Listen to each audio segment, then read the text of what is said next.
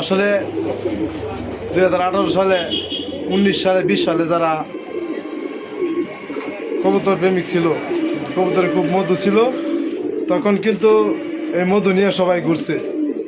2021-এর পরে, করোনার পরে যখন কবুতরের পাতা ড্যাম হয়ে গেছে তখন এই মধু থইয়া কেউ বিদেশ, কেউ অন্য ব্যবসা, মানে যার যার অন্য একটা চিন্তা নিয়ে গেছে আর যখন কবুতরের মধু ছিল তখন কিন্তু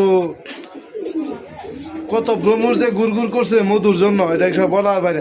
মারি চা, আরে মানুষ কে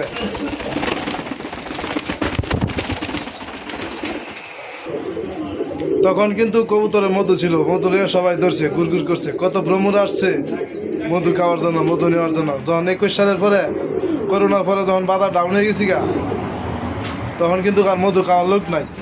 হ্যাঁ, এই কবুতর নিয়ে কারণ গেছে এই কবুতর নিয়ে এই দুঃসময়ে পয়রা রয়েছি কবুতর নিয়ে। ধন্যবাদ সবাইকে, ভালো থাকবেন। কারণ গেছে তেমন ভিডিওটা বোঝা যাচ্ছে না। আচ্ছা, ধন্যবাদ সবাইকে, তারপরে ভালো থাকবেন। কবুতর নিয়ে পরে আসি এখন দুঃসময়। এখন আবার কবুতরের বাজার একটু ভালো হইতেছে, কিন্তু এখন আবার ভ্রমণ গুড় করতেছে মধু খাওয়ার জন্য।